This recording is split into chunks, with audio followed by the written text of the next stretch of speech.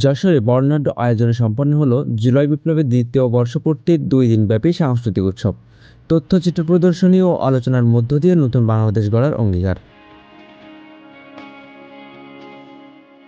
যশোরের জেলা শিল্পকলা একাডেমিতে সম্পন্ন হলো জুলাই বিপ্লবের দ্বিতীয় বর্ষপূর্তি উপলক্ষে আয়োজিত 2 দিনব্যাপী সাংস্কৃতিক উৎসবের সমাপনী অনুষ্ঠান।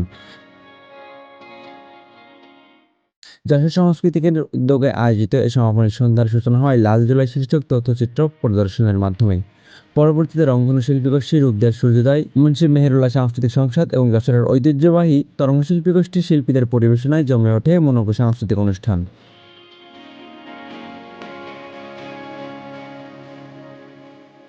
সাংস্কৃতিক অনুষ্ঠান শেষে আয়োজিত আলোচনা সভায় প্রধান অতিথি হিসেবে বক্তব্য রাখেন জেলা পরিষদের প্রশাসক দেলোয়ার হোসেন খান খোকন। ছাত্রদের এই বৈষম্য বিরোধী আন্দোলন একটি পর্যায়ে এই এক দফার আন্দোলনে পরিণত হয় এবং সারা দেশের মানুষ, ছাত্র জনতা সম্মিলিতভাবে আবারও বহু আমার ভাইদের রক্তের বিনিময়ে আমরা এই ফ্যাসিস্টকে এদেশ থেকে উৎখাত করি এবং জুলাই আন্দোলনের মূল যে স্ক্রিপ্ট সেটি এখানে নিহিত আছে এবং সেখানে আবারও বহুদলীয় গণতন্ত্র ফিরে আসা এবং জনগণের অধিকার প্রতিষ্ঠার লড়াই অব্যাহত আছে। আমরা আশা করব যে আমরা সেই লড়াইকে এগিয়ে নিয়ে যাব। লড়াই কিন্তু শেষ হয়নি।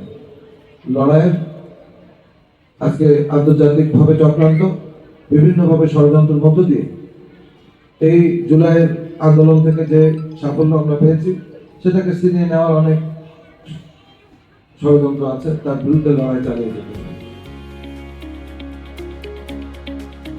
এতে প্রধান আলোচক হিসেবে উপস্থিত ছিলেন বিশিষ্ট কবি ও গবেষক অধ্যাপক সাইফুল আরেফিন।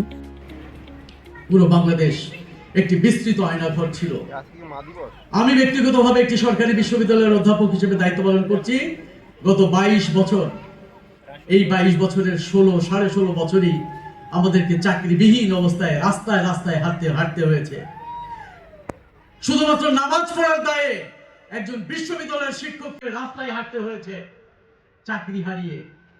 তাহলে বাদবাকিদের অবস্থা বলাই বাহুল্য।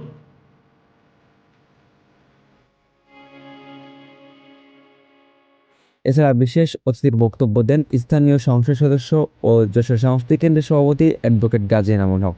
যশোর সংস্কৃতি কেন্দ্রের সদস্য সচিব অধ্যাপক আবুল হাশিম সভাপতিত্বে এই আয়োজনে বিপ্লবী চেতনাকে সংস্কৃতিতে রূপান্তরের আহ্বান জানান বক্তারা।